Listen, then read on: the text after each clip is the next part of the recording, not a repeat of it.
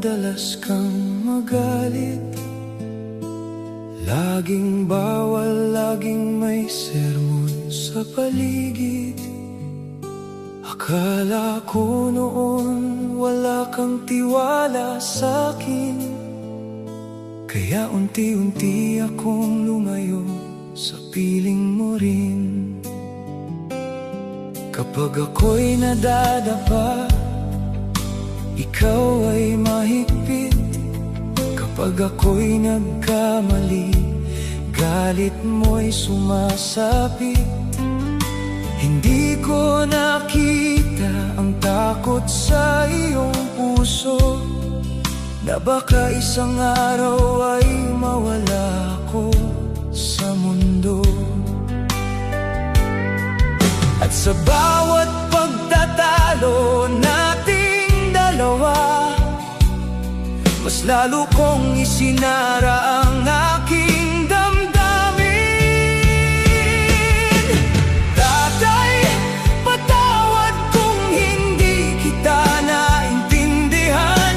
Akala ko noon ako'y iyong pinapahirapan.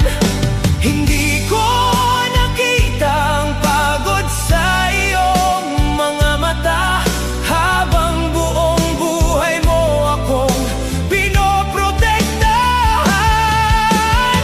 Tatay, patawad sa mga salitang binitiwan, mga sugat na iniwan ko sa iyong kalooban. Ngayong ako'y isa ng ama sa sariling tahanan, doon ko lamang naunawaan ang iyong pagmamahal.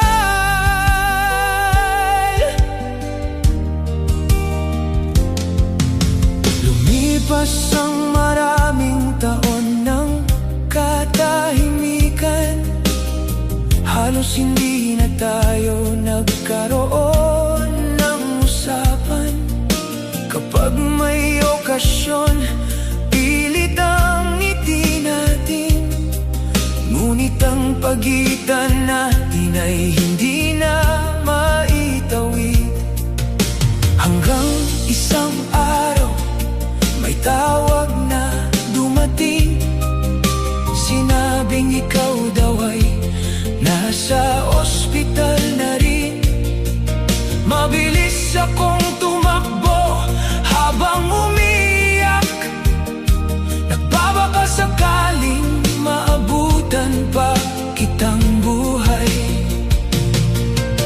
Bitbit ang lahat ng salitang di ko nasabi, at yakap na matagal kong ipinagkait sa'yo. Tatay, patawad kung hindi kita naintindihan. Akala ko noon ako'y iyong pinapahirapan. Hindi ko nakita ang pagod sa iyong mga mata, habang buong buhay mo akong pinoprotektahan. Tatay, patawad sa mga salitang binitiwan, mga sugat na iniwan ko sa iyong kalooban. Ngayong ako'y isa ng ama sa sariling tahanan, doon ko lamang naunawaan ang iyong pagmamahal. Ngunit pagdating ko'y huli na ang lahat, tahimik ka nang nakahiga sa harap ko. At sa unang pagkakataon sa buong buhay ko, wala ka ng sermon na maririnig ko. Sa tabi ng iyong higaan ay may lumang sobre at sulat na nakapangalan para sa akin. Anak, kung sakaling mauna akong lumisan. Huwag kang magdala ng galit sa iyong puso. Kung naging mahigpit man ako dahil natatakot akong mapahamak ka, hindi ako naging perpektong ama, pero mahal na mahal kita. At ipinagmamalaki kita araw-araw. Tatay, patawad kung ngayon ko lang nasabi ang salamat na matagal mong hinihintay marinig. Sa bawat pawis mo, sa bawat sakripisyo, doon nabuo ang buhay na meron ako. Tatay, patawad kung huli na ang lahat, nang makita ko ang laki ng iyong pagmamahal. Ngayon ay dala-dala ko ang iyong mga aral. Habang yakap ang alaala mo, di mawawala.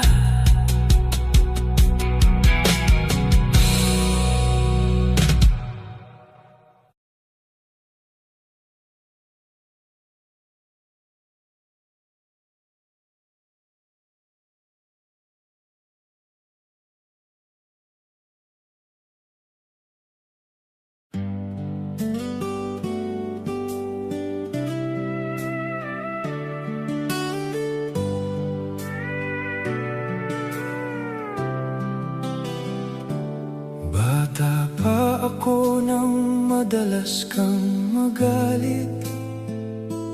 Laging bawal, laging may sermon sa paligid. Akala ko noon wala kang tiwala sa'kin, kaya unti-unti akong lumayo sa piling mo rin. Kapag ako'y nadadapa, ikaw ay mahigpit. Kapag ako'y nagkamali, galit mo'y sumasapit.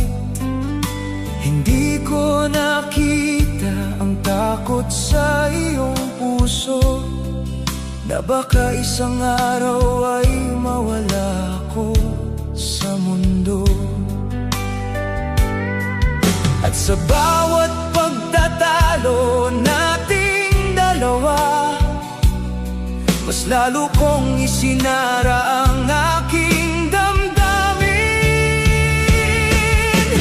Tatay, patawad kung hindi kita naintindihan.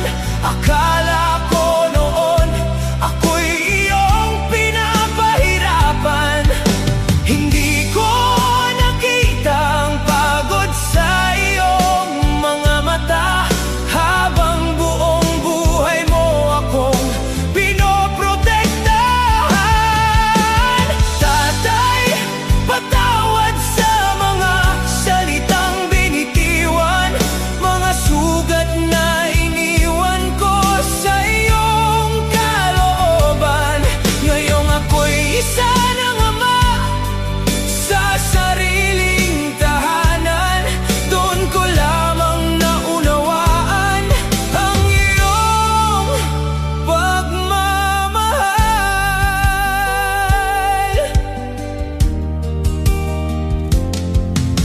Lumipas ang maraming taon ng katahimikan, halos hindi na tayo nagkaroon ng usapan. Kapag may okasyon, pilit ang ngiti natin, ngunit ang pagitan natin ay hindi na maitawid. Hanggang isang araw, may tawag na dumating. Sinabing ikaw daw ay nasa ospital na rin. Mabilis akong